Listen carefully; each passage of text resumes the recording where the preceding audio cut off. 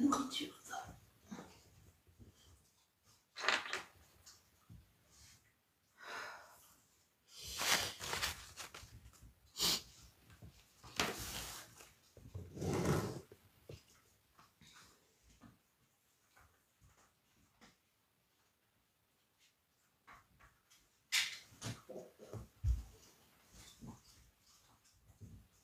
Oui, je me baigne. Surtout que la canicule revient, enfin. Donc elle aura une raison d'être. Enfin, je me baigne. Oui, je me baigne, vite fait. À partir de jeudi, je crois qu'il se remet à faire chaud.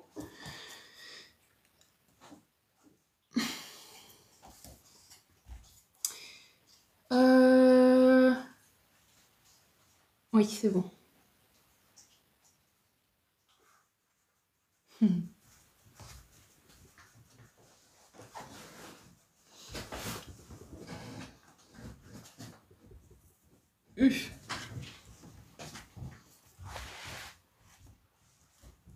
Et bonsoir.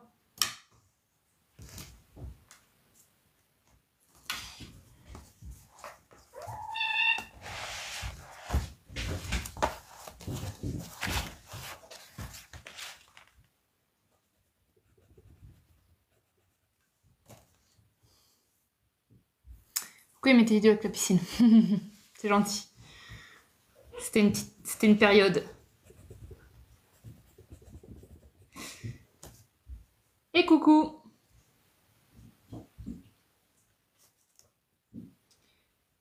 Je vais voir si on a le temps de faire plusieurs coachings. Je vais essayer d'en faire au moins un ce soir. C'est le moment où j'espère que les animaux vont dormir, mais en même temps, j'ai vu le chat dormir toute la journée, donc il est possible que ça dorme pas tout de suite. Donc c'est possible que ça fasse un peu de bruit derrière. Et c'est possible qu'à un moment, il faille que je mette le live en pause ou que j'arrête pour gérer les animaux, parce que ce sont des bébés encore. Mais j'ai envie de le tenter, j'avais l'appel de faire un petit coaching ce soir. Comment vas-tu? Bah écoute, ça va bien. Ça va plutôt bien. Ça va plutôt bien. Salutations de Genève. Yes. Coucou. Moïna. Donc voilà, ce soir c'est coaching. Ça veut dire que je me mets en écoute, en centrage énergétique. Et que si des gens ont besoin de venir résoudre des problèmes, et j'insiste sur le fait de venir résoudre des thématiques que vous avez observées et qui sont assez actuelles, et parce que moi, ce que je vais faire ce soir, c'est me brancher sur le blocage que je ressens et essayer de mettre en mots le blocage énergétique. Et plus je mets des mots dessus, plus j'ai des informations avec ce que vous validez. C'est comme une sorte de pelote de laine qu'on déroule. Plus je verbalise de l'information sur le sujet, plus on peut le nettoyer si je prononce les bons mots et les bonnes clés énergétiques et que la personne les autorise et les accepte. Généralement, c'est pas elle qui le fait, c'est son corps, c'est son inconscient. Si je donne les bonnes explications que son mental autorise,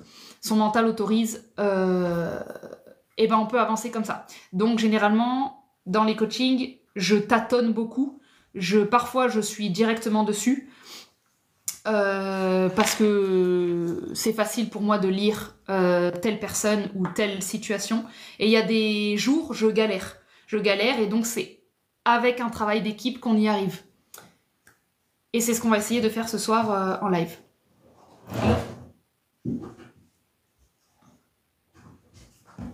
Attendez, je vérifie qu'ils sont pas en train de fouiller la poubelle. Les blocages de couple... Les blocages de couple, bah oui, c'est possible que ce soit un thème, bien sûr. Maintenant, vous allez souvent entendre le chat qui miaule comme s'il a mal, c'est normal. Il joue avec le chien et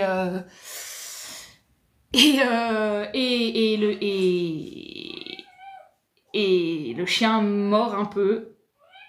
Et ça sert plus à rien que j'essaye de les séparer parce qu'à chaque fois que j'essaye de les séparer et que je prends pitié du chat, 2 secondes après, le chat ressaute sur le chien pour rejouer. Donc j'ai décidé que j'intervenais plus, donc vous inquiétez pas, c'est pas de la maltraitance, mais il y a Rocky qui va miauler un peu souvent, je pense, parce que là ils vont jouer. J'interviens que quand je sens que c'est trop. On va essayer de faire avec. Il en est où le projet piscine? Bah, je profite maintenant. Elle a plein de terre. Elle a plein de terre au fond parce que quand il y a eu de l'orage, il y a plein de terre qui est tombée dedans. Et depuis, bah, j'arrive pas à l'enlever. Mais à part ça, elle est cool. J'ai la pompe, j'ai du chlore, la canicule revient, donc ça va être cool. Donc pour les idées de couple, oui, je peux. Par contre, je vais parler uniquement de la personne. Je vais parler de vous. Et il est possible que dans le couple, je n'ai pas vraiment accès... comment dire? Oui, c'est possible, les thématiques de couple. C'est possible, mais généralement, on a beaucoup d'attentes sur l'autre. Et je fais beaucoup de travail de recentrage sur soi. Donc, c'est pas des sujets évidents, mais il n'y a pas de souci si c'est le thème du moment. Et bonsoir. Blocage avec mon beau-fils. Le relationnel, c'est possible. Ça prend juste un petit peu de... Le relationnel, c'est possible. Il faut juste être ouvert à ce que je vais dire parce que je suis branchée uniquement sur vous et votre prisme. Donc, il est possible que parfois je donne raison à l'autre personne, mais c'est pas pour lui donner raison, c'est parce qu'il faut que je dise les choses qui vous débloquent. Donc moi, je me laisse guider. Je me laisse guider. Donc j'ai pas d'opinion sur votre vie, sur ce que vous faites, sur votre sujet. Je dois provoquer le système, je dois dire ce que vous avez besoin d'entendre. Je me branche vraiment sur les clés vibratoires que j'obtiens. Donc sachez que quand vous venez avec des problèmes relationnels, il faut vraiment être ouvert. Il faut vraiment être ouvert à ce que je provoque votre système pour ouvrir des solutions. Et parfois, en provoquant le système, c'est vous dire des choses que vous n'avez pas envie d'entendre ou vous allez sentir que vous n'êtes pas compris, ou etc. Donc, je ne sais pas pourquoi je préviens ça. Hein. Peut-être que c'est le sujet de ce soir. Hein, mais généralement, quand je suis habillée en noir, j'aurais dû mettre mon t-shirt que j'ai créé moi-même avec Flemme. J'en ai un noir. Je crois que c'est Flemme de mourir. J'aurais dû le mettre ce soir. Enfin, c'est pas grave. Peu importe. Généralement, quand je suis habillée en noir, c'est des thèmes plutoniens. C'est des thèmes de live plutoniens. Ça veut dire que généralement, je dis aux gens des choses qu'ils ont pas forcément envie d'entendre, ou alors on est dans des trucs qui sont pas toujours agréables à voir. Hein. Mais je fais attention à ces petits détails parce que j'ai vraiment remarqué que la manière dont je m'habille n'est jamais un hasard. Ça me donne le thème un peu de l'énergie.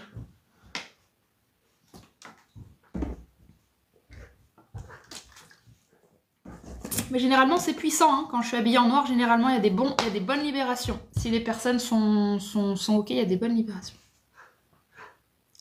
Je suis ouverte, ok. Mon mari, depuis 15 jours, ne sait plus s'il m'aime ou pas. Oh. Et il m'a sorti des choses qui font mal. Bon, s'il a eu le temps de te sortir des choses qui font mal, c'est qu'il n'est pas encore décidé. Hein. Je peux te dire que quelqu'un qui est décidé, il s'en va. Il n'a pas le temps de dire je t'aime plus, je t'aime pas. Quand les gens restent dans le coin et continuent à vous faire mal, c'est que le lien il n'est pas terminé. Ça veut pas d'opinion dessus, mais c'est qu'il n'est pas terminé. Ça veut dire qu'il y a encore des projections, ça veut dire que l'autre est encore en train de dire des choses pour voir comment ça réagit, etc. Il n'a pas passé son niveau. Quand tu as passé un niveau individuel où tu décides qu'il est temps pour toi de partir, tu n'es pas dans dire des choses qui font mal à l'autre. Tu es dans partir. Tu es dans te remémorer le mieux. T'es en compassion pour l'autre qui va souffrir. Quand on est au point où tu fais souffrir l'autre, t'es pas en train de partir. T'es en train de faire en sorte de suffisamment être détestable pour que tu puisses finalement dire « Ah, bah tu vois, ça sert vraiment plus à rien qu'on soit ensemble. Ah, bah tu vois, tu réagis. » En fait, c'est une façon d'être deux pour briser le couple. Au lieu de juste porter sa responsabilité et de dire « Ok, c'est tout pour moi, merci.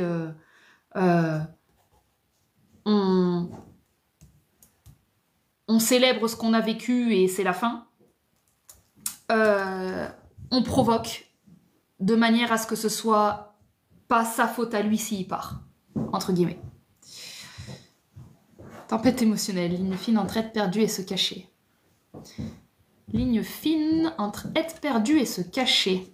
Est-ce que la ligne fine, c'est la ligne de ton interprétation du coup? Est-ce que ta tempête émotionnelle, tu es en train de te demander si tu sais pas si tu es perdu ou si c'est parce que tu te caches? Mais j'ai du mal à faire le lien entre les deux pour le moment, être perdu ou se cacher, mais c'est marrant que dans ton système à toi, du coup, c'est évident pour toi que c'est lié les deux. Qu'est-ce que c'est ça? Hello, tempête émotionnelle, ligne fine entre être perdu et se cacher. Ligne fine entre être perdu.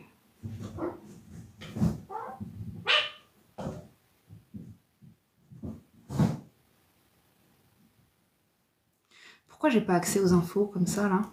C'est très bizarre. J'ai un blocage. D'habitude, je comprends.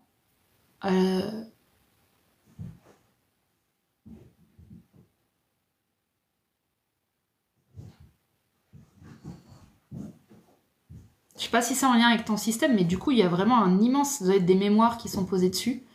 Mais c'est comme si on ne pouvait pas avoir accès. Donc ça revient à l'idée de se cacher. Je me cache...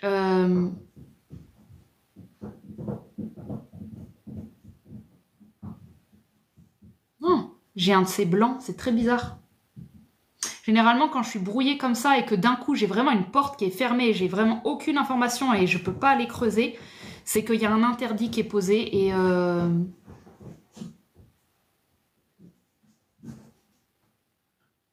C'est comme si ça m'arrangeait de pas aller voir.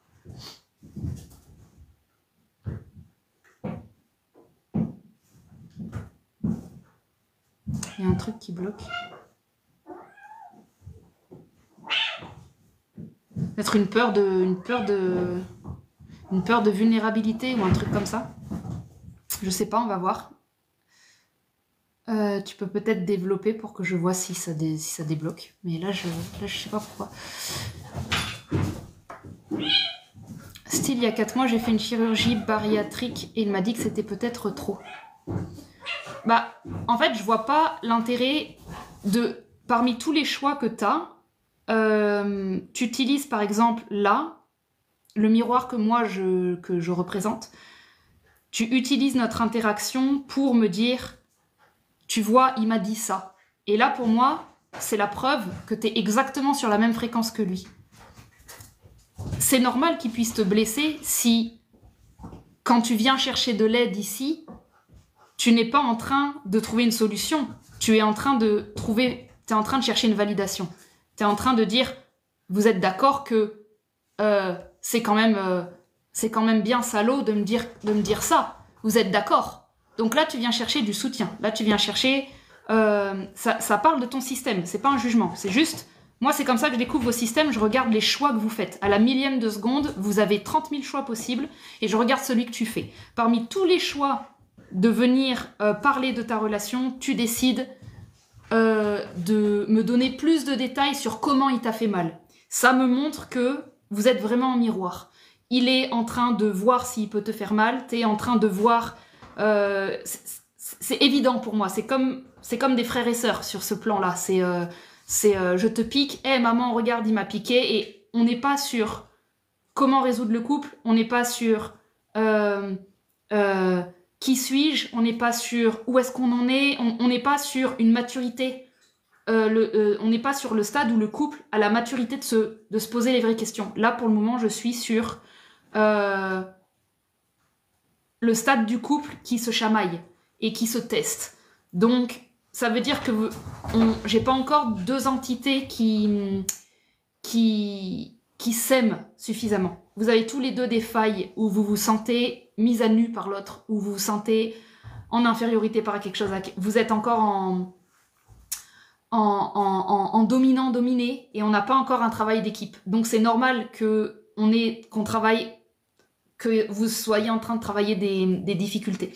Je pense que ce que vous vivez, c'est pour que chacun ose dire ça me convient plus, voilà maintenant moi ce que j'aime, qui je suis, peut-être se réautoriser à rêver, à ce qu'on voudrait, à qui on est. Donc c'est plus des questions existentielles qu'il faut poser lorsque notre couple il est comme ça, que voilà par exemple il m'a dit ça, franchement ça se fait pas.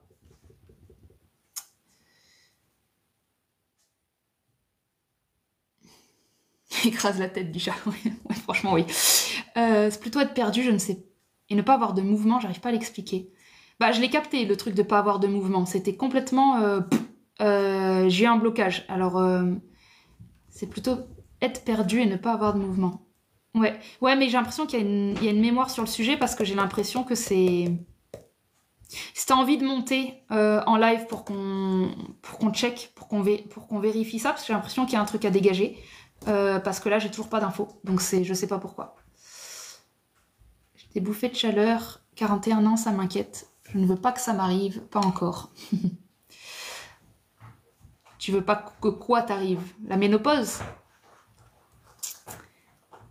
De manière générale, à partir du moment où tu as un symptôme, si la première chose que tu fais, c'est « je refuse de le voir, je ne veux pas qu'il soit là », la seule chose qu'il va faire, c'est s'amplifier. Donc la première chose à faire quand on a un symptôme, c'est de trouver le courage. Dragon, doucement, loulou. Je le laisse un peu. C'est de trouver le courage de s'apaiser dedans. Le problème, c'est que tu vas pas pouvoir t'apaiser si tu as relié ce symptôme à ta plus grande peur qui est vieillir, tout simplement. Donc là, on entend dans ta question la peur de vieillir. Et pour moi, c'est la raison quasiment de tes symptômes. C'est en train d'essayer de purger, de nettoyer. Alors attends, parce que ça, c'est la pédale de mon... Ouais. Ça, je sais pas si tu peux le mâchouiller ou pas. J'espère que tu vas pas me l'abîmer. C'est la pédale de mon fauteuil. Je vais te donner un laissez-passer et je regarderai l'état de la pédale après. Donc, la peur de vieillir, c'est un gros truc et il y a un moment ou un autre. Le but de l'humain, enfin le but de l'humain, c'est pas le but de l'humain, c'est ce que fait l'évolution. L'évolution est tout le temps en train d'essayer d'aller prendre vos résistances et de les purger, quelles qu'elles soient. C'est comme si l'humain le plus pur et parfait, il faut imaginer que c'est juste de l'énergie et il n'a pas d'attente, pas de projection, c'est juste un être de pleine existence, plein de joie et qui est là. Donc ça, c'est l'absolu.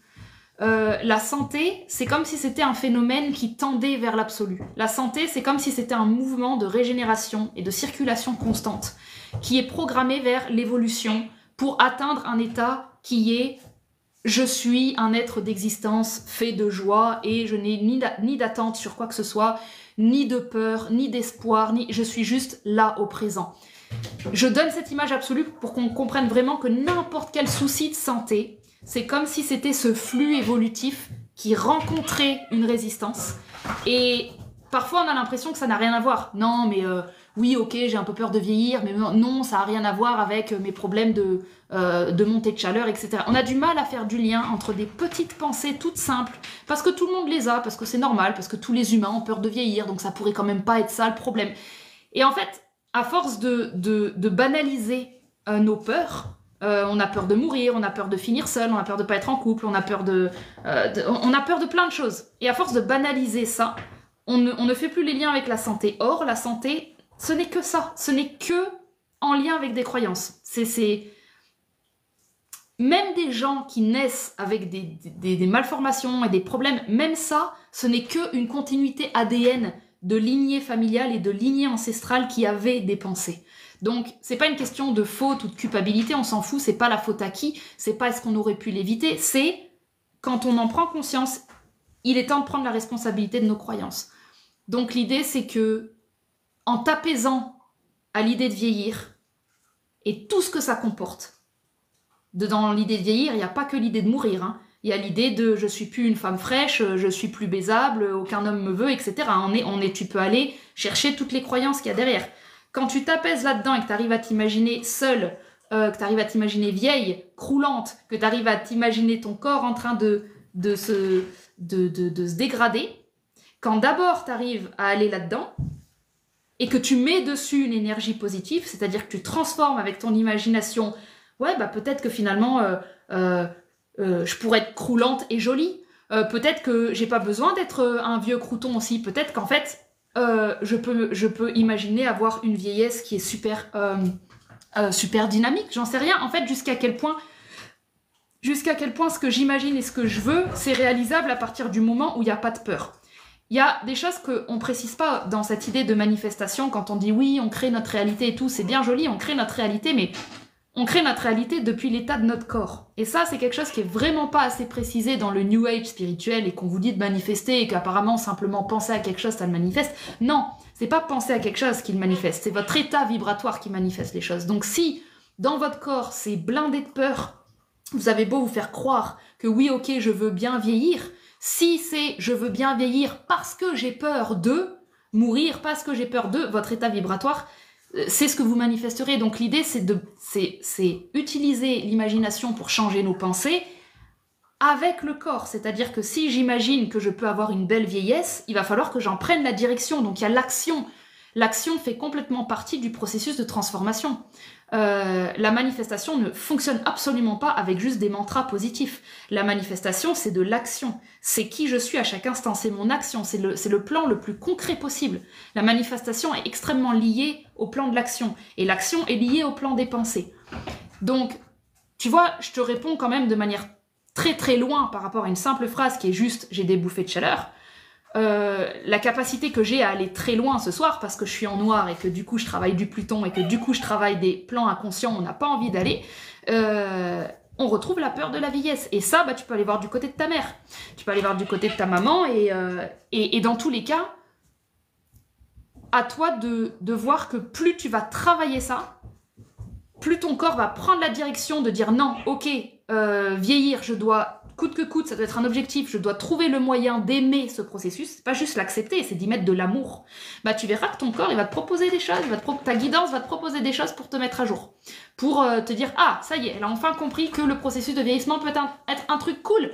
D'accord, on va lui envoyer des meilleures images, on va lui donner un accès plus élevé à des fréquences hautes sur le sujet, on va lui montrer des gens qui vieillissent bien. Tout ton plan énergétique peut changer simplement parce que tu as pris la responsabilité de modifier cette croyance.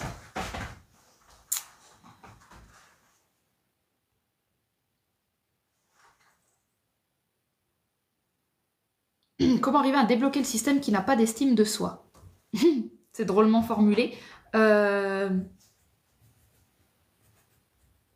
En fait, la croyance que tu n'as pas d'estime de toi, déjà, elle me paraît fausse. C'est comme si on avait dit... c'est comme quand on dit « ouais, j'ai pas de sous ». Souvent, on dit « ouais, j'ai pas de sous », mais en fait, on a des sous, sinon on vivrait plus. Donc, quand on dit « oui, j'ai pas d'estime de moi », non, t'en as. C'est juste que tu le valorises pas. Une personne qui a pas de sous... et c'est jamais un hasard quand je fais le lien entre les sous et l'estime de soi, une personne qui a pas de thunes, elle a plusieurs possibilités. Elle a l'action, elle a aller trouver un boulot, elle a etc. Mais avant, pour trouver un boulot, etc., il faut déjà qu'elle ait un état d'esprit où elle pense qu'elle mérite un boulot, où elle pense qu'elle peut être prise. Donc, l'estime de soi, c'est de base. Il faut se souvenir que la valeur que tu te portes, c'est pas les autres qui te la donnent. C'est même pas toi-même. Il faut te souvenir que la valeur, c'est un concept subjectif. C'est les humains qui disent oui, ça a de la valeur, ça n'a pas de valeur, ça c'est bien, ça c'est nul. Les plantes le font pas, les animaux le font pas, les arbres le font pas, les nuages le font pas. Donc, souviens-toi que quand tu es en train de me parler de j'ai pas d'estime de toi, tu es en train de créer ta réalité. Tu es en train de créer une réalité dans laquelle on peut en avoir ou on peut ne pas en avoir. Demande à une abeille, elle va te dire de quoi tu me parles, l'estime de je suis en train de bosser, lâche-moi, tu vois. L'abeille, elle va te dire, tu sais quoi, bosse. Limite, elle va te dire travaille. Et je sais pas pourquoi, ça se trouve, j'ai un message de l'abeille pour toi, hein, j'en sais rien. Mais j'ai l'abeille qui me dit, mais travaille. Travaille ça veut dire, qu'est-ce que tu as, comment ça se fait que tu as le temps de te poser la question de ton estime de toi? Tu devrais juste être en train de faire quelque chose et de pas t'inquiéter de ce que ça veut dire. Juste, enjoy the processus. C'est une abeille anglaise.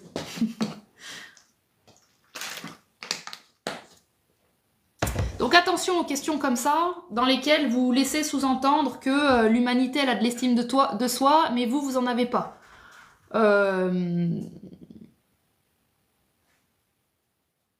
C'est le genre de concept qui est vraiment problématique.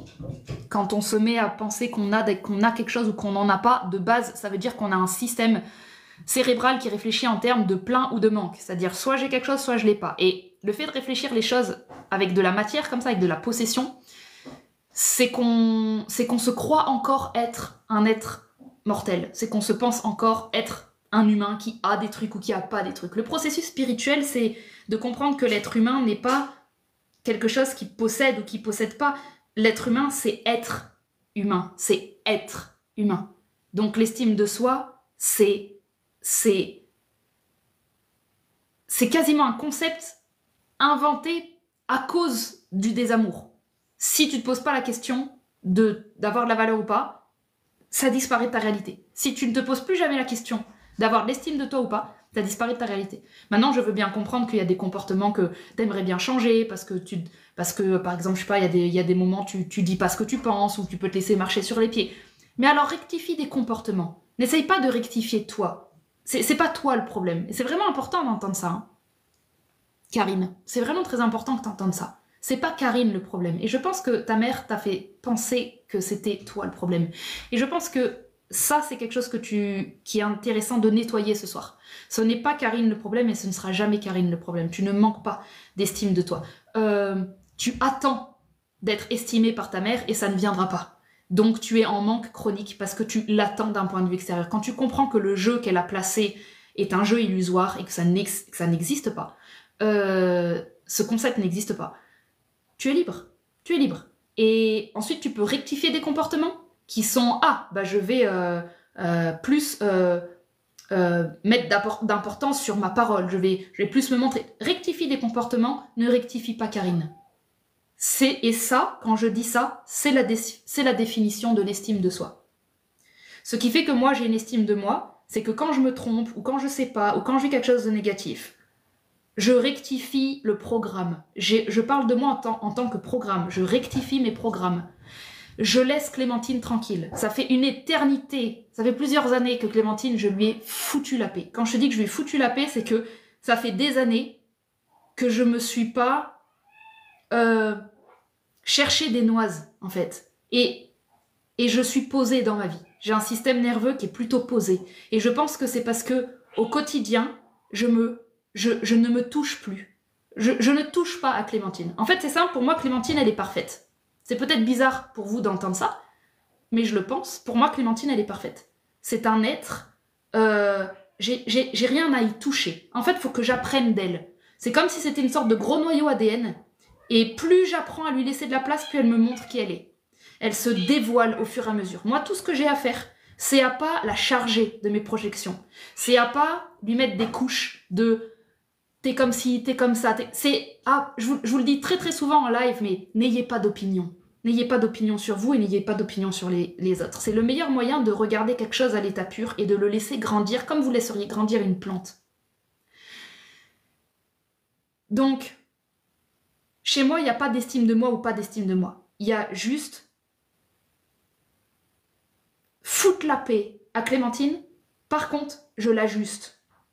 Quand elle manque de justesse, je l'ajuste. Quand elle dévie du chemin, je la remets au bon endroit. Quand elle a envie d'être en colère, je gère. Est-ce que je la laisse être en colère ou est-ce que de temps en temps, ensuite il est temps de la calmer? Je fais comme je fais avec mon chien, je fais comme je fais avec... En fait, je me regarde. Et je me regarde avec beaucoup d'amour et beaucoup de bienveillance. Pas parce que je le mérite plus que quelqu'un, pas parce que j'ai fait des choses extraordinaires, parce que c'est le seul moyen que j'ai de sentir c'est quoi l'existence. C'est la seule chose qui me met en vie. Si je ne ressens pas Clémentine, alors je suis dans une sorte de brouillard mental où j'ai l'impression de pas me toucher, de pas être en vie, de réfléchir les choses, d'être dans une sorte de miroir là, enfermé dans mon esprit, et je vais avoir l'impression de pas toucher, de pas sentir, de pas avoir le goût. Ça, c'est quand j'ai des opinions sur la vie. Je me décale, je m'éloigne et je finis avec une tristesse dans le cœur qui est bizarre et qui me donne pas la sensation que la vie est cool. Et après, il y a la noirceur qui arrive.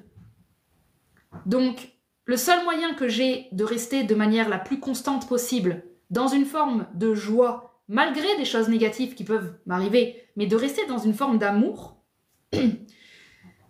c'est parce que j'ai compris que toucher l'existence et toucher la liberté n'est pas en lien avec ce que je pensais qu'il fallait faire. C'est en lien avec un endroit dans mon corps, un endroit dans ma psyché que j'ai sacralisé. Je l'ai rendu sacré. Je ne peux plus y toucher. Je n'ai pas le droit d'y toucher. De toute façon, c'est simple maintenant. Si j'y touche, je suis instantanément malheureuse. Et je ne peux pas être malheureuse puisque j'ai trop goûté, c'est quoi? J'ai trop goûté, c'est quoi d'être heureuse par moi-même, par ma simple présence. J'ai trop goûté, c'est quoi de s'aimer et de ne pas se manquer de respect, de s'estimer. J'ai goûté ce que c'est. Donc maintenant, la moindre différence de température avec quand je m'aime pas, ça marche plus du tout. C'est comme si, je sais pas moi, tu nourris quelqu'un, je sais pas, avec des super repas toute sa vie et qu'un jour tu lui donnes un repas de merde, en fait la différence elle est trop. Tu peux plus accepter. Je te remercie de ta question. Ça m'a permis de débloquer des ressources sympas vibratoires ce soir que j'avais jamais dites avant. En tout cas, je ne m'étais jamais perçue de cette manière, donc je te remercie. Pour moi, ça m'a permis de me canaliser autrement et c'est pas tous les jours que j'ai la possibilité de le faire, donc c'est chouette.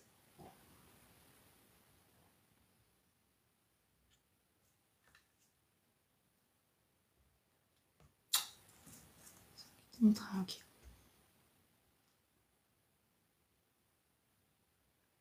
J'ai juste l'impression de me battre pour mon couple et pas lui.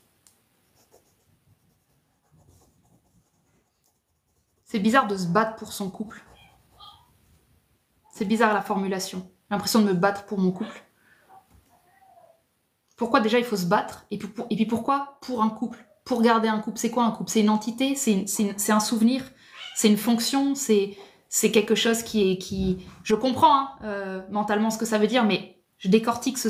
C'est quelque chose qui... Je comprends mentalement ce que ça veut dire, mais je décortique ce soir les formulations parce que quand je suis en noir, c'est ce que je fais. Je décortique vraiment, je viens faire chier à des endroits où vous êtes juste en train de dire « Ah, c'est bon, putain, je dis une phrase, elle passe 1 heure dessus. » Ouais, c'est ce que je fais. Ce genre de soir, c'est ce que je fais. Je fais pas ça tous les soirs, mais ce genre de soir, c'est ce que je fais. Parce que c'est comme si chaque phrase que vous prononciez, je vois à quel point le simple fait de la prononcer de cette manière... parce que c'est comme si chaque phrase que vous prononciez, je vois à quel point le simple fait de la prononcer de cette manière me déroule le tapis de tous les problèmes que on crée. C'est comme si c'était une formulation qui me mettait en résonance avec toutes les croyances derrière. Donc, se battre pour un couple, c'est bizarre. Moi, ça me fait penser à je me bats pour maintenir quelque chose qui est normal, qui est quelque chose qu'on doit maintenir. Mais un couple, c'est pas quelque chose à maintenir. Un couple, c'est neutre. On maintient les trucs parce qu'on les aime, pas parce qu'il faut les maintenir. Donc, c'est peut-être une opportunité de se demander si justement... Puis pourquoi se battre en fait? Cette idée de se battre... comme si c'était noble et honorable, je sais pas, mais se battre pour maintenir quelque chose. Si la chose, elle a envie de partir, c'est pas se battre qui est la chose la plus intelligente à faire. Si tu tiens un animal dans tes bras et qu'il te griffe parce qu'il meurt d'envie de partir, faut lâcher les bras. Et ensuite, peut-être qu'il revient ou pas, mais... je comprends qu'après des années de couple, on n'ait pas envie d'abandonner. Ça, je comprends vraiment ce que tu m'amènes.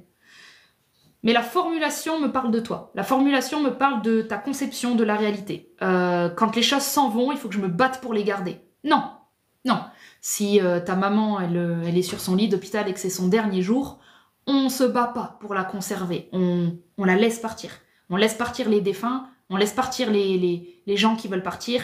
Et je t'assure que plus la posture elle est ouverte et libre, plus la personne, tu verras qu'elle va aller sur le pas de la porte, elle va aller sur le seuil, elle va s'attendre à ce que tu la retiennes, tu la retiens pas, tu vas voir qu'elle va rester. Elle va rester, mais elle va être intriguée, elle va demander des explications. Ou alors elle va partir. Mais dans tous les cas, se battre pour les choses, c'est pratiquement précipiter le crash en fait. Donc je dis pas de rien faire et de être passif, je te dis juste d'écouter ton cœur, pas de te battre avec ta tête parce qu'un couple ça se maintient. Écoute ton cœur, profite de ce moment de rupture, profite de ce moment de changement et ce moment bizarre où ton mari il agit bizarrement, où d'un coup il devient mauvais, où il dit des pics. Profite de cet instant pour te connaître profondément. en dessous de tes peurs. En dessous de tes peurs que tout s'écroule, que tu vas pas te reconnaître, que ça voudrait dire tout recommencer, que c'est une perte d'identité. Tout ça, c'est ce qui t'empêche d'agir avec le cœur. Pour le moment, on est en train de réfléchir avec les peurs. Et je comprends le vertige en dessous. Mais si tu viens poser tes questions au live, c'est que une partie de ton inconscient a prévu d'entendre ce que je raconte. Et que j'ai l'autorisation de le dire, en tout cas.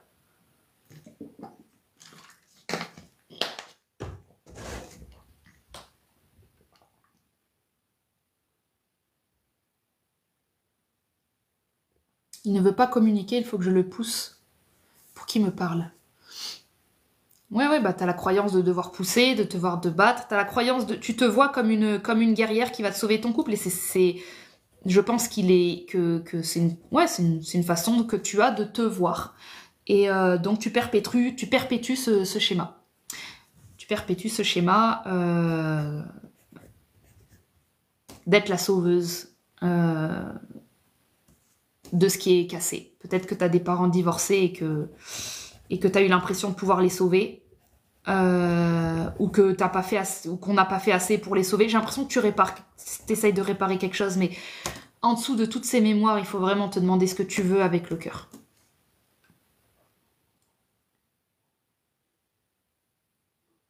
Quand notre cerveau ne retient plus rien, ça signifie quoi?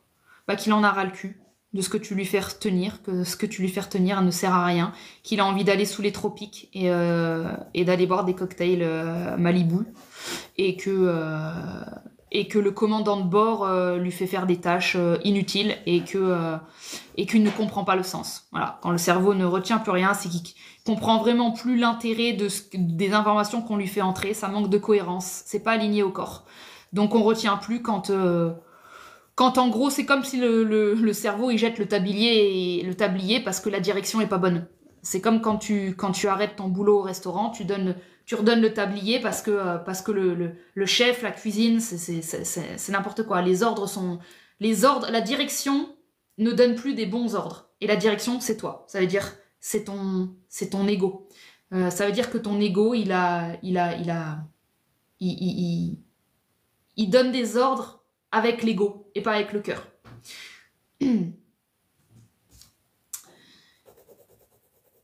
C'est qu'il en a ras le cul d'être exploité, en fait. Mais ça peut autant parler de ton ego par rapport à toi, c'est toi qui t'exploites, et toi, tu vas sûrement mieux le comprendre de toi par rapport à l'extérieur. Marre d'être exploité, marre qu'on me donne des ordres qui n'ont pas de sens. En fait, c'est vraiment juste un moyen d'arrêter le carnage, quoi.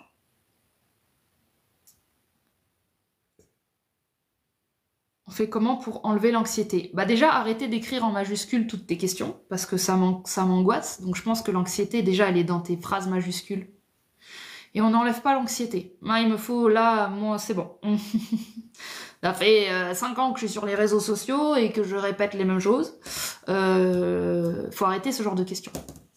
Arrêtez de vouloir enlever les trucs. On n'est pas dans un monde de possession. On est des êtres, donc on n'enlève pas des trucs.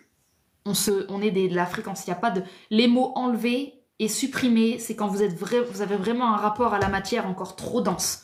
On est beaucoup trop dans les peurs du manque, les peurs de mourir. C'est qu'on n'a pas été assez épuré. Et épuré veut dire, allez, on fait un chemin spirituel, allez, on s'y met. On s'y met au développement personnel, on apprend, on go. Parce que moi, là, ça, c'est que on essaye d'enlever l'anxiété, on essaye d'être riche et de pas travailler. On essaye d'être la meilleure personne du monde et on travaille pas sa personnalité. En fait, on essaye d'avoir tout et de rien faire. Non, on n'enlève pas l'anxiété. On arrête. On s'arrête, on vit l'anxiété, on la ressent et on fait un travail. On fait un travail à l'intérieur, on vient la respirer, on vient la questionner, on vient demander, on vient changer de vie, on vient demander de l'aide, on fait de l'introspection. On travaille. Là, ça me paraît... vouloir vraiment pas faire le taf. Je réponds en fonction de l'énergie, hein. Vous vexez pas, je réponds à des parties de vous. Si vous voulez le prendre personnellement, pour éviter de le prendre personnellement, ce que je raconte, je vous invite à vraiment capter que comme je vous connais pas, je suis déclenchée par des morceaux énergétiques. Vu que je vous connais pas, je peux pas avoir d'opinion sur vous. Donc les moments où vous me voyez cette question, aucune raison pourquoi d'un coup je parle comme ça. Je parle comme ça parce que je suis énervée d'un truc. Et si je suis énervée d'un truc, je me mets en lien en fait avec une partie probablement qui est... en fait, bref, je me laisse canaliser. Donc, je vous invite à vraiment imaginer que je parle à une partie de vous. C'est pas tout vous. Voilà, c'est pas tout ce que vous êtes. Je ne vous réduis à rien. Je n'ai pas ce pouvoir-là. Donc, ayez ce recul, si possible, de ne pas me prendre au sérieux quand je parle, de ne pas me donner de pouvoir sur ce que je raconte, de ne pas remettre toute votre vie en question avec ce que je raconte. On est sur un live TikTok, je donne des trucs à droite, à gauche. Ne me donnez pas une légitimité supérieure à la vôtre quand ça concerne votre vie, vos choix et ce que vous connaissez de vous.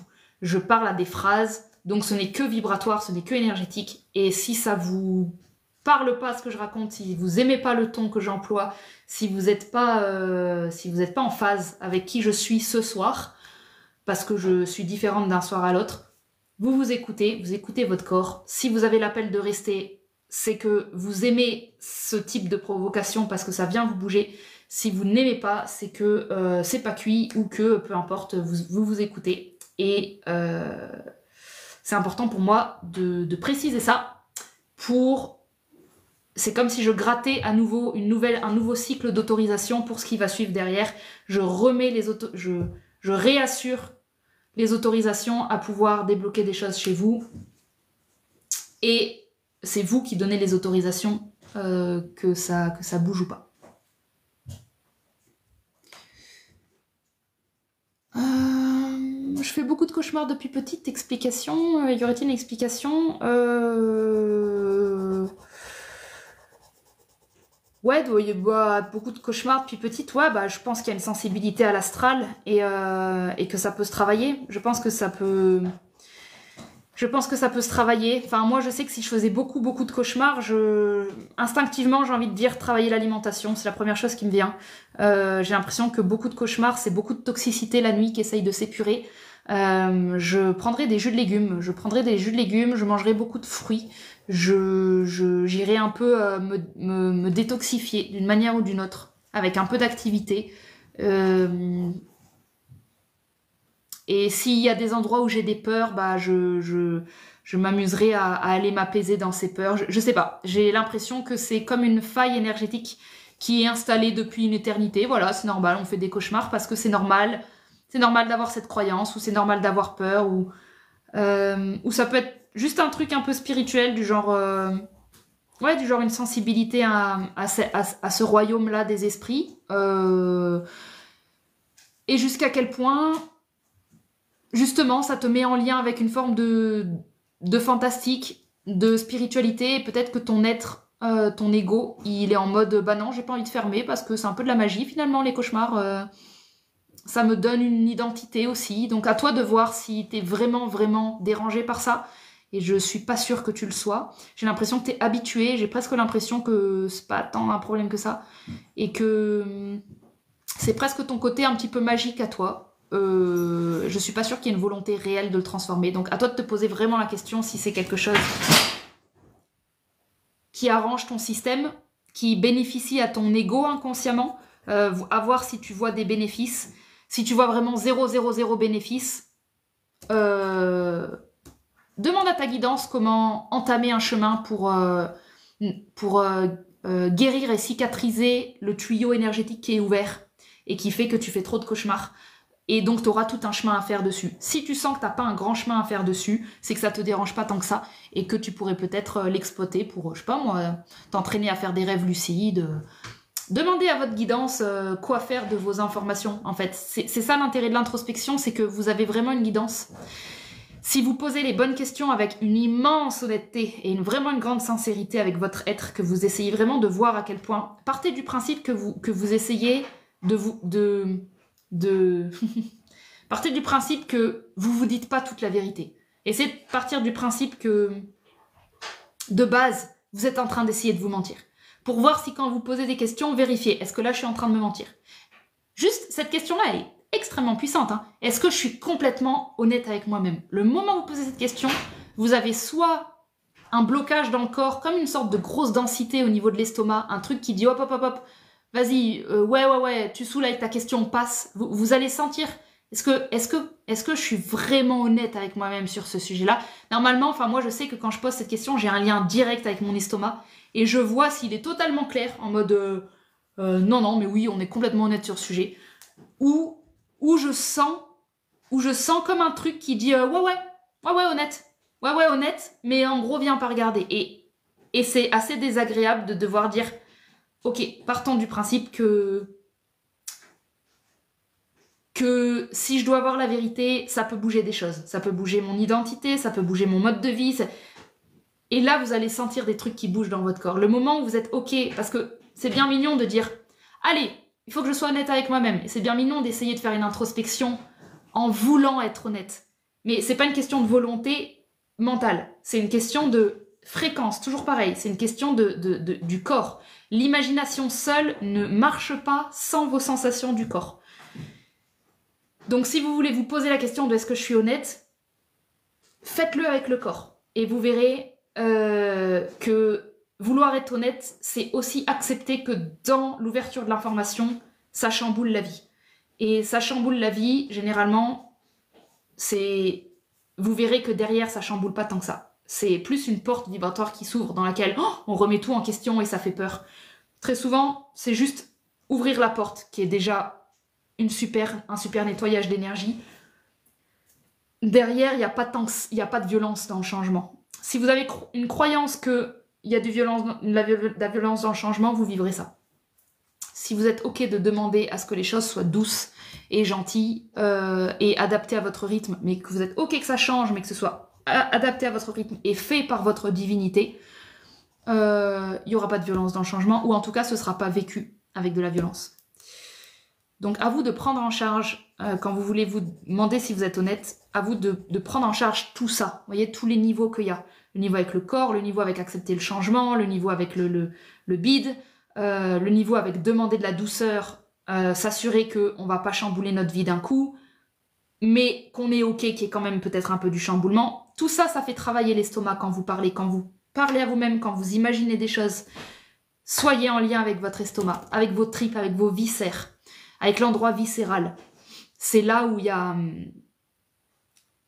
les vérités, généralement, qui sont planquées. C'est pas pour rien que c'est en lien avec le caca et la constipation, et que tout ce qui est les zones comme ça au niveau du côlon, pour moi, c'est des zones qui sont bien liées à l'inconscient. C'est marrant parce qu'en parlant de ça, je sens le caca, parce que comme je leur ai pas ouvert pour pouvoir faire le live et pas avoir à les surveiller, il a cagué quelque part, c'est certain. Mais bon, je m'y attendais vu que je les ai enfermés. Mais du coup, ça pue. Du coup, la synchronicité confirme ce que je raconte. Et ça va me faire arrêter le live plus rapidement que prévu.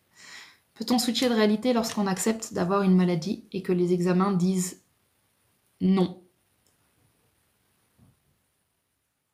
Peut-on switcher de réalité lorsqu'on accepte d'avoir une maladie et que les examens disent non? C'est-à-dire non. C'est-à-dire que les examens disent non, tu vas pas guérir, c'est ça? Dans tous les cas, oui, tu peux switcher de réalité. Maintenant, avant de switcher de la réalité de pas malade, de malade à plus malade, avant de switcher d'une réalité comme ça, l'idée c'est de switcher de plein de petites réalités.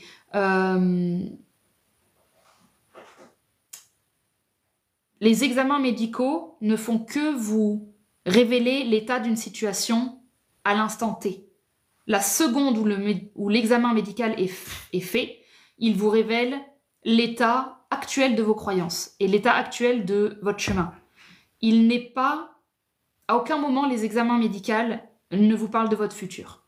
Le mental fonctionne comme ça, on me dit que ça va se passer comme ça, etc. Si tu as l'appel et que tu as la foi, et que souvent la maladie c'est un chemin de foi aussi, hein, c'est un chemin pour récupérer la foi. Si tu as le simple fait que tu me poses cette question très intéressante de est-ce que je peux switcher de réalité en acceptant d'avoir une maladie, etc. Le simple fait que tu sois dans cet univers métaphysique, ça me montre que ta maladie, elle est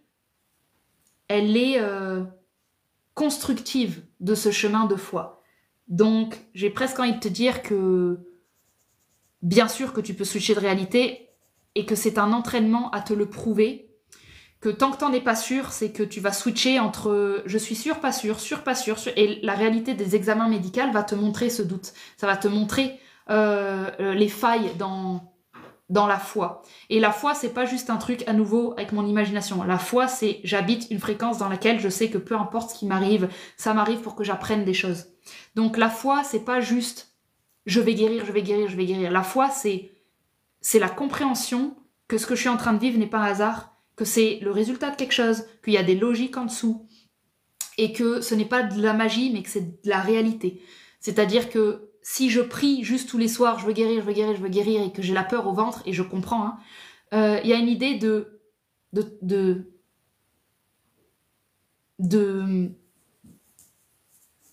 d'action. Il y a une idée de beaucoup plus être dans l'action, pas dans la passivité de juste la prière. D'être dans l'action de « Ok, montrez-moi c'est quoi le chemin. Ok, j'accepte. Ok, j'ai cette maladie. D'accord. J'ai compris que le but, c'est pas là de la guérir. Ça, c'est le but final. Là, le but, c'est de la comprendre. Qu'est-ce qu'elle fout là? Qu'est-ce qu'elle veut? Qu'est-ce qu'elle me dit? Qu'est-ce qu'elle me raconte? Où est-ce qu'elle m'amène? Quand on arrive au stade où on a des maladies, très souvent, il y a quand même des choses qui se sont installées depuis trop longtemps. Et pas forcément que dans notre vie, dans toute notre lignée. On peut très bien s'être installé sur un territoire qui est pas le bon. C'est-à-dire, ça fait vraiment des années qu'on en a ras le cul d'être sur cette terre, ce territoire-là, dans ce pays-là, et il n'y a aucun de mes ancêtres qui a osé bouger. Donc, peut-être que parfois, c'est juste un déménagement. Mais que dans ma tête, un déménagement, jamais, je peux pas. J'ai ma famille, j'ai mes enfants, ça n'arrivera jamais. Donc, parfois, le fait de ne jamais vouloir déménager parce qu'on a une famille et parce qu'on a des attachements, c'est le refus à écouter son cœur qui nous emmènerait par exemple ailleurs. Et donc la maladie, plus on fait des examens, ça guérit pas. Pourtant je fais des mantras, je fais des soins, je fais des trucs, et pourtant ma maladie ne guérit pas.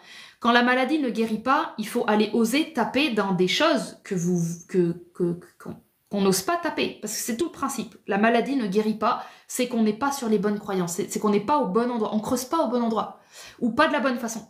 Et j'essaye de pas avoir ce discours où c'est culpabilisant de se dire ah putain j'y arrive pas, etc. C'est tout un chemin, la maladie, c'est pas quelque chose que là je résous avec mes pauvres mots, c'est un chemin, et vous êtes le seul qui le connaisse finalement. C'est presque ça que j'ai envie de dire, c'est que le plus important, c'est que ce genre de questions, au lieu de me les poser à moi, tu te les poses à toi. Le plus important, c'est que tu travailles ta foi et ton rapport à ton divin. Donc à toi de demander à ton être supérieur, à toi de demander le fait que je me pose la question et que je remette en doute les examens médicaux, déjà c'est une information. Si tu as la capacité de les remettre en doute, c'est qu'il y a quelque chose à creuser. Donc fais-toi confiance et c'est vraiment un chemin de foi. Je suis régulièrement attirée par des gens qui peuvent me rabaisser dans ma tête. Oui, parce que c'est séduisant de savoir ce qui va se passer à l'avance. C'est une forme de... Tu sais, quand on est soumis, c'est pas uniquement... Quand on joue la soumission, étrangement, c'est du pouvoir. Hein. Quand on joue la soumission et qu'on va la chercher, on est en pouvoir. Parce qu'on va chercher quelque chose qu'on connaît. Donc on n'est pas dans l'inconnu autant qu'on pense. On va se faire croire que l'autre va te rabaisser, mais si tu sais qu'il va te rabaisser, finalement, c'est qu'il te rabaisse pas. Parce qu'on peut pas te rabaisser si tu sais que tu vas être rabaissé. Quand une partie de toi le savait, c'est que tu joues quelque part à des jeux. Donc, pour moi, c'est une façon de te mettre dans la position de la soumission parce que tu connais très très bien le jeu du dominant.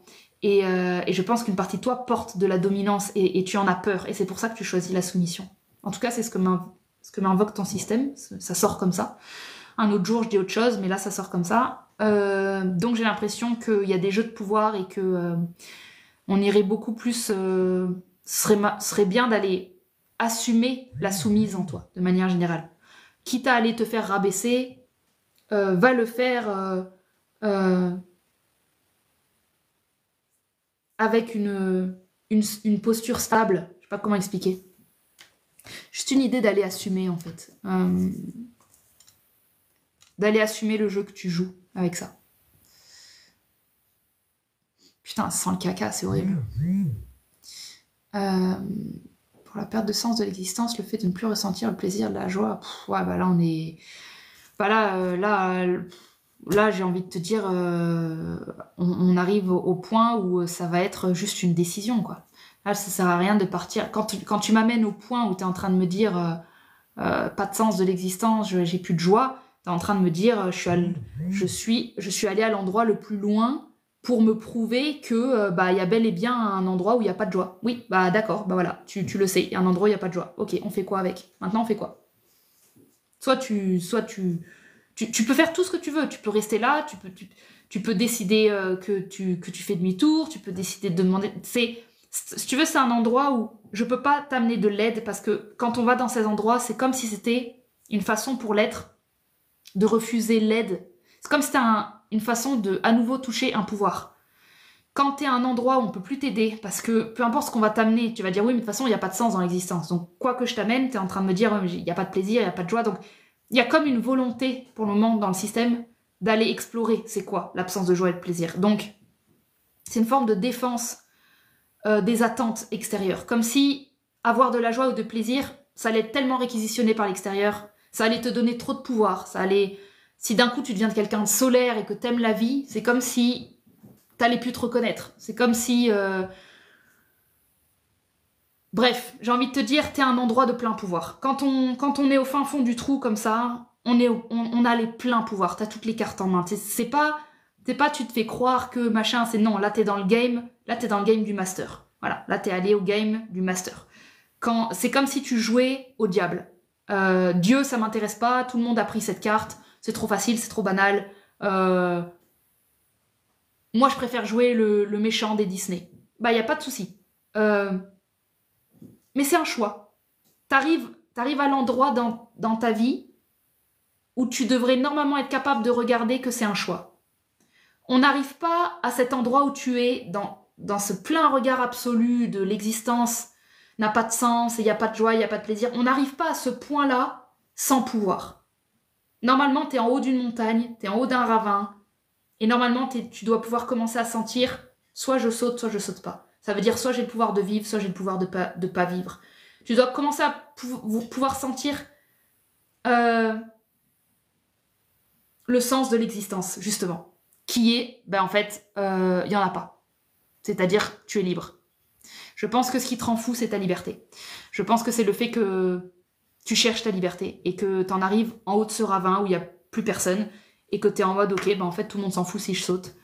Bah oui, en fait, parce que c'est ça, le sens de l'existence. C'est que c'est toi qui donnes un sens. Donc, soit tu décides que ça n'a pas de sens, le fait que tu sautes, soit tu décides que ça a un sens, soit tu décides que tu vas manquer aux gens, soit tu décides que tu vas pas manquer aux gens. En fait, tu n'auras plus...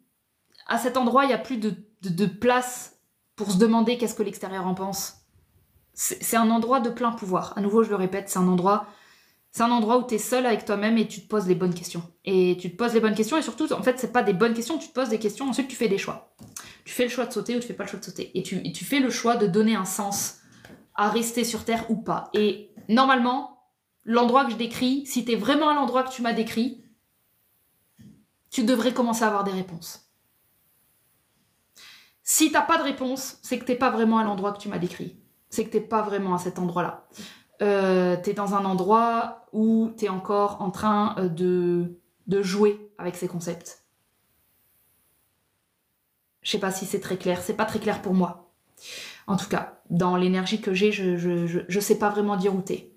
Je te vois pas spécialement au bord du gouffre, parce que quand on est au bord du gouffre, ben on pose même pas ce genre de questions en live. Là, il y a encore une lueur.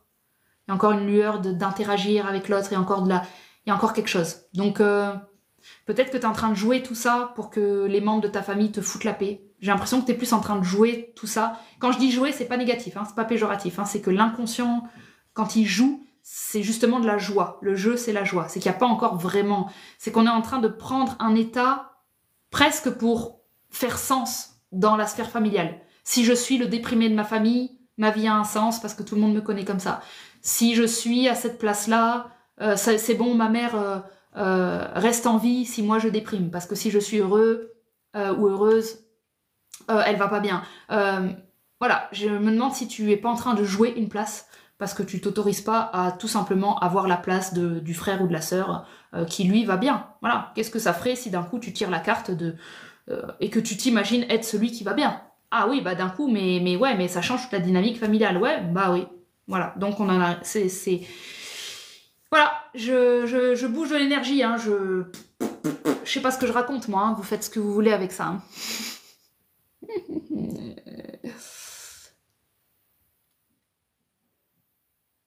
J'ai peur de ne pas savoir surmonter la peur de perdre la perte de mes parents. Tu vois, je bégaye parce que je suis en miroir avec toi. Moi non plus. Moi non plus.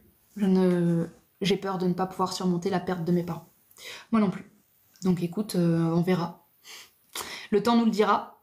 Et s'il y a bien un truc qui m'a rassurée un jour là-dessus, c'est quelqu'un qui m'a dit, c'était une cliente que j'avais, et je lui ai dit oui, moi je m'entraîne à la mort de mes parents, parfois je pleure et tout.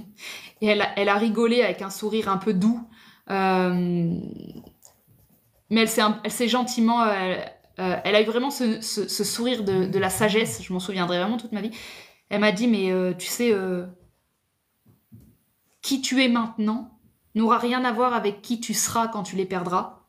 Et du coup, ça sert à rien ce que tu es en train de faire. En gros, elle m'a dit, tout l'entraînement que tu fais là, pour essayer de moins souffrir le jour où ça arrive, ne sert à rien parce que qui tu es là sera désuet.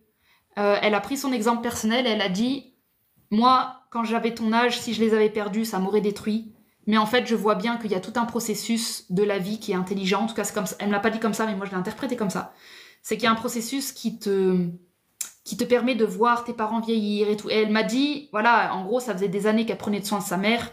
Donc, en fait, elle m'a dit, au bout d'un moment, tu sais, quand tes parents, je sais pas, ils sont malades ou machin, tu finis par t'habituer à l'idée que...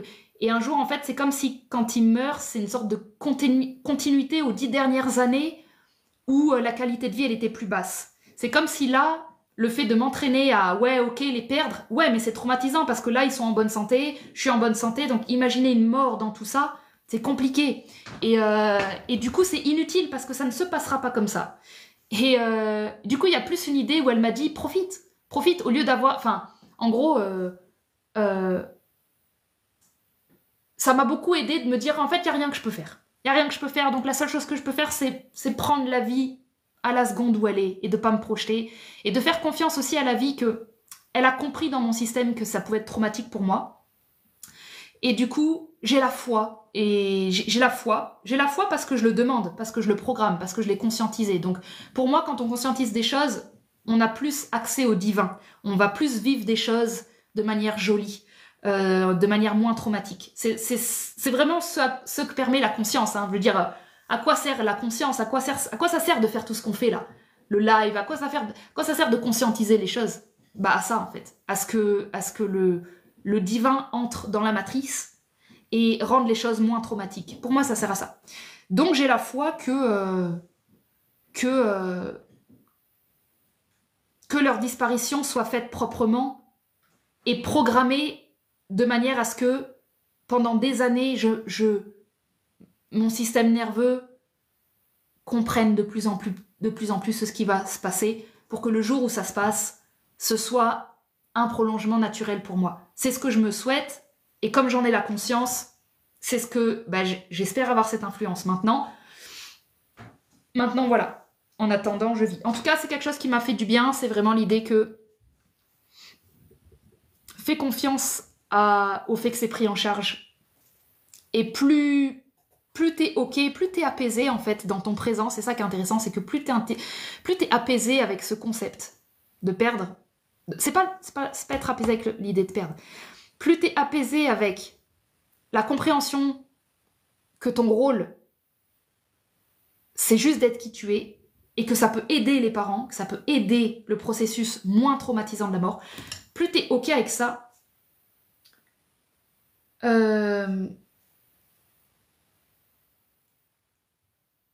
plus tu es en train de participer au futur. Et c'est comme si, au lieu d'être dans l'impuissance et de se dire je peux rien faire, ils vont mourir, c'est de se dire tu peux faire quelque chose en fait. Pas sur le fait qu'ils vont mourir ou pas. Qui tu es dans le présent impacte ton futur parce que c'est une seule et même chose. Il n'existe que le présent. Le futur, c'est une version de toi maintenant. C'est une version de ta vibration. Donc si maintenant, je suis en train déjà de m'ouvrir à me dire, comme tout à l'heure, je parlais de la vieillesse, et j'ai encouragé quelqu'un à avoir une vision de la vieillesse qui, pourquoi pas, pourrait être cool. Pourquoi pas imaginer pas imaginer la mort des parents cool, pourquoi pas imaginer, pas avec de la visualisation, juste pourquoi pas accueillir le concept que tu puisses ne pas être dévasté à la mort de tes parents. Pourquoi ne pas s'amuser à imaginer que le jour où ils vont disparaître, tu ne seras pas effondré. Pourquoi pas imaginer ça? Juste, il y aura beaucoup d'amour. Pourquoi pas, au lieu de mettre beaucoup de peur et de traumatisme sur la mort, pourquoi pas imaginer un moment doux, plein d'amour, plein de réconciliation, plein de spiritualité, plein de plein, un cœur plein. Pourquoi ne pas imaginer la mort comme quelque chose de plein plutôt que comme quelque chose de vide? Quand tu fais ça dans ton présent, je peux t'assurer, enfin pour moi c'est certain en tout cas, que plus dans ton présent, ton cœur s'ouvre, plus ça a un impact réel en fait, sur le moment, sur ton toi futur, quand ça va arriver.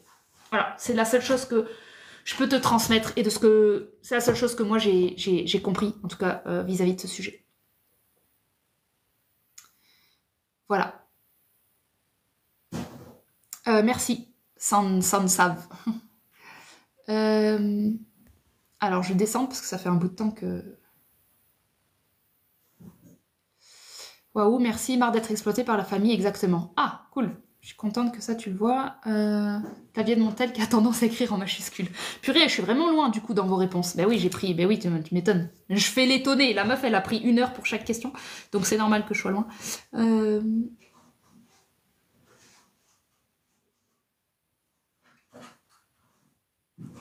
Je pourrais répondre à plein de trucs, mais je pense que je vais accélérer.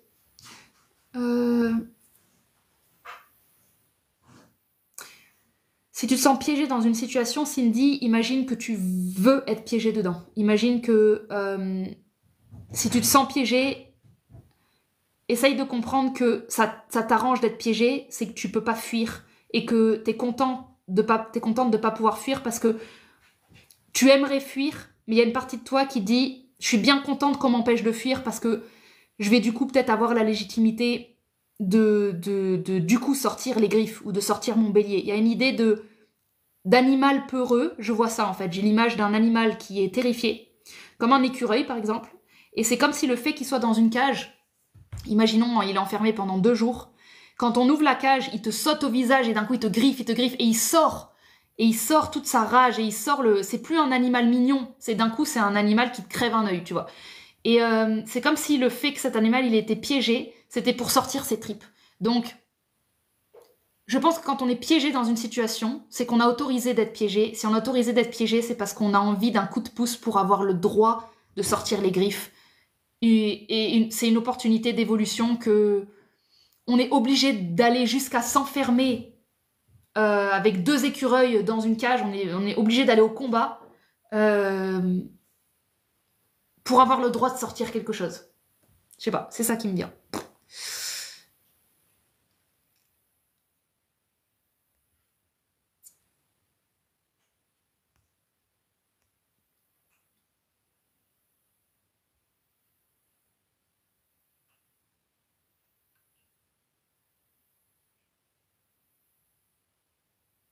Ok.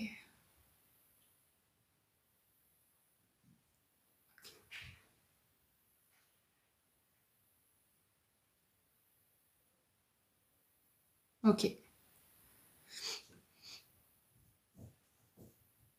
Sentirais-tu pourquoi le projet dans lequel je mets beaucoup d'énergie semble bloqué? Parce qu'un projet, c'est comme un cheval. Il va faire certains kilomètres. Et puis à un moment, si tu arrêtes de le nourrir et de lui faire des câlins et de lui donner de l'eau, bah en fait, il va arrêter de marcher. Il va devenir hyper têtu. Donc, je vois un cheval pour ton projet. Et c'est comme si ton inconscient te demandait de commencer à traiter ton projet comme un animal. Et d'imaginer, est-ce que là, s'il bloque, essaye d'imaginer un animal qui bloque. Essaye d'imaginer que le cheval ne veut plus avancer. Et qu'est-ce qu'il faudrait que tu fasses pour que le cheval te refasse confiance et avance? Sûrement accéder à ta partie maternelle. C'est-à-dire, ok, on a une destination, on a bien compris, le cheval a bien compris, maintenant il est en train de te demander de faire appel à ton côté maternel. C'est-à-dire à faire des pauses, à bien te nourrir, à profiter de la vie, à comprendre que ton projet bénéficie dans le temps de ces moments où tu lui fous la paix. Un projet, tu n'es pas obligé d'être H24 en conscience dessus. Tu peux te laisser des marges, parfois même de plusieurs semaines, faut pas hésiter.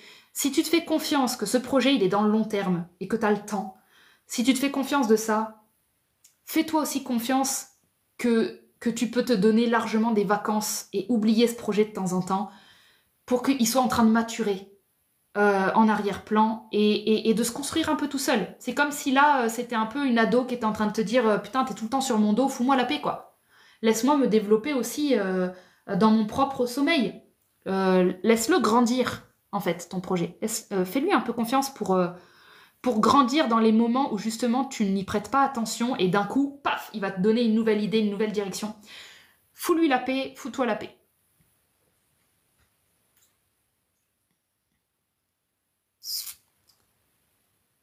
Oui, t'as envoyé une demande, Coralie, comme je t'avais proposé, mais en fait, je t'avoue que en fait, ce soir, je vais juste répondre comme ça. Désolée, je t'avais dit de faire la demande, mais visiblement, je réponds comme ça au chat.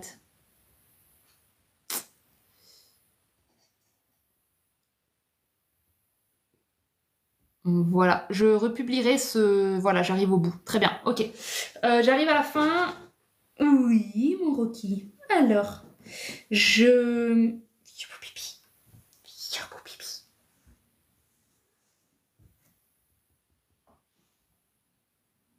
Bon, ça ronronne. Ça ronronne juste à temps, au moment où j'ai décidé que c'était la fin. Hein? Je republierai ce live sur YouTube. Voilà, c'est ça que je voulais dire tout simplement. Tellement ça, je suis volontaire, méthodique et ne comprends pas l'absence de résultats. Eh oui, eh oui. Bah imagine que c'est un enfant et que tu parles de ton enfant comme devant être un résultat. Voilà, je comprends pas pourquoi il est pas avocat. Je l'ai nourri, je l'ai logé, je lui ai donné de l'argent, je l'ai éduqué et il est pas avocat. Je comprends pas. T'es dans le côté paternel, t'es dans l'autonomie, t'es dans le côté masculin. Il faut le féminin, la mère, la lune. Là, il faut que tu reviennes à l'enfant en toi qui a le droit de s'amuser en apprenant et de pas juste être un bon petit soldat en fait. Et tu verras qu'en mettant du féminin dans ton projet, il va être beaucoup plus beau, beaucoup plus long terme. C'est comme si tu mettais de l'eau dans une plante. Ça va durer beaucoup plus, ça va être plus joli, ça va être beaucoup plus harmonieux, ça va être plus intelligent, tu auras une créativité artistique plus intéressante. L'univers va pouvoir passer à travers l'eau que tu mets dedans parce que tu l'informes. Tu es en train d'informer ton projet que tu acceptes que le divin entre dedans et fasse son œuvre à l'intérieur. Tu acceptes en fait de co-créer avec le divin. Et le divin, il a cette touche féminine. Donc, mets du féminin dans ta création. Ça veut dire sois féminin, ça veut dire reviens à l'être. Il n'y a pas que le faire qui compte. La manière dont tu es impacte complètement ton projet. C'est comme un cuisinier, même s'il fait des super tartes aux pommes, s'il n'y a pas son cœur dedans, il n'y aura pas de magie dans ces tartes aux pommes. Parce que c'est qui il est, en fait. C'est pas juste la recette. Voilà. Et ben avec plaisir, Valérie. Bah écoutez, merci beaucoup pour vos questions très intéressantes ce soir. C'était très chouette pour moi cet exercice. J'aime beaucoup. J'aime beaucoup ce genre de live où je décortique l'énergie de vos questions parce qu'il y a beaucoup de choses qui sont cachées dessous et que j'ai pu nettoyer en mettant ça sur le live. Donc je suis vraiment très contente et de l'efficacité. Voilà, je trouve que c'était un live en tout cas énergétiquement efficace. Et bah voilà, c'est tout. Merci d'avoir été là, merci pour votre question. C'est ma première, je suis ravie. Bah, soyez les bienvenus. Soyez les bienvenus pour les nouveaux. Au plaisir de vous recroiser en live. Je précise, pour ceux qui connaissent pas, du coup j'ai l'impression qu'il y a pas mal de nouveaux ce soir, que je fais des stages en présentiel à Castres, dans le Tarn, et qu'on fait de l'introspection, comme ça, en groupe, où je lis comme ça dans les structures des gens, et je m'appuie aussi sur les thèmes astrologiques. Le prochain stage, c'est en août. Le 19, 20, 21 août, ensuite c'est en octobre, et ensuite c'est en janvier, et ensuite c'est en mars. Donc voilà, il y a des dates, vous pouvez aller voir ça sur mon site, le lien est en bio. Et sinon, j'ai des séances individuelles qui sont possibles, vous avez tout sur le site. Et sachez qu'en stage, c'est une énergie beaucoup plus fun que ce soir, parce qu'on est en groupe, parce qu'on s'amuse, parce qu'on se soutient, parce que les gens qui sont dans le stage, c'est de l'introspection groupée, on s'entraide, on se pose des questions, on s'écoute. Donc c'est davantage un stage qui, pour moi, l'intérêt c'est davantage le lien qu'il y a entre les humains, que obtenir les résultats s'obtiennent parce que le lien se répare. Donc moi je suis un peu le maître du jeu en stage, et je propose un environnement dans lequel, voilà, on bouffe ensemble, on rit ensemble, on découvre l'astrologie ensemble. Il y a une idée de former une cohésion, une confiance, et de laisser les transformations se faire un peu naturellement. Donc on vient plus vivre une expérience de groupe basée sur l'introspection, amenée de manière ludique et pédagogique par l'astrologie. C'est comme si l'astrologie c'était une sorte de vitrine, c'est une sorte d'excuse pour en fait aller creuser ce qu'il y a en dessous. Mais c'est davantage une histoire de faire du lien, de poser des questions, de tout ça. C'est une expérience humaine. Et voilà, au plaisir. N'hésitez pas si vous avez des questions, vous pouvez me les poser en email. Et tout ça à nouveau sur mon site. On pleure aussi. Oui, parfois. Parfois on pleure. Parfois on pleure, parfois on rit, parfois on n'est pas content, parfois on est content. Mais... Et voilà. Donc, merci Eric. Et le tout, c'est de ressortir de ce stage avec aucune attente. Et vous verrez que généralement, dans les semaines et dans les mois qui suivent, il y a un peu un avant et un après du stage. En tout cas, moi, c'est les retours que j'ai eus. On sait pas ce qu'on vient chercher dans mon stage. Des stages que j'ai fait, j'en ai fait que 2, je crois. C'est ça. Mais pour le moment, ce que j'ai vu, c'est que généralement, les gens viennent, et je m'attendais à ce qu'ils aient vraiment une direction, mais pour le moment, ce que j'ai, c'est des gens qui viennent. Ils n'ont pas d'attente en stage, donc voyez si ça peut vous correspondre, mais ils viennent au stage pour vraiment découvrir, et ils repartent du stage avec quelque chose qui mûrit dans le temps. Et généralement, quelques semaines ou quelques temps plus tard, ils viennent me dire ce que ça a bougé. Pour le moment, j'ai ça comme retour.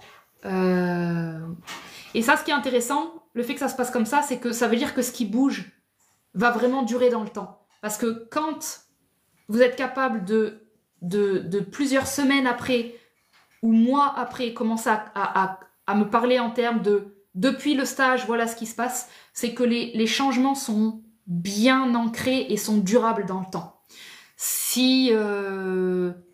En tout cas, moi, voilà, c'est ce que j'espère quelque part. C'est que pendant le stage, on voit pas forcément ce qui se passe, parce que c'est très humain, c'est beaucoup de discussions, c'est du lien. On n'est pas forcément en train de faire des exercices avec des avant-après. Donc c'est très humain, et au début, ça m'inquiétait un peu parce que j'étais en mode « Ah, je sais pas ce que j'amène, c'est pas facile de mesurer ce que j'ai amené aux gens. C'est pas facile. » Mais je suis en train de prendre du recul parce que je me rends compte que ça se mesure dans le temps. J'ai beaucoup plus des retours plus tard qui me disent ce qui se passe. Et je comprends du coup ce qui s'est passé en stage que sur le moment. Voilà. Donc ça c'est quelque chose que moi je découvre aussi de la manière dont sont faits des stages, et je pense que n'importe quelle expérience humaine marche comme ça de manière générale. Voilà. Bon, bah écoutez, je vais aller chercher le caca où il est en suivant l'odeur, faire un peu de nettoyage, et puis j'ai l'impression que mon chien dort parce que je l'entends pas depuis 1 heure là, donc il a dû commencer sa nuit. Et je vous fais des gros bisous et à bientôt. Merci pour tout, je vous embrasse, prenez soin de vous et ciao ciao.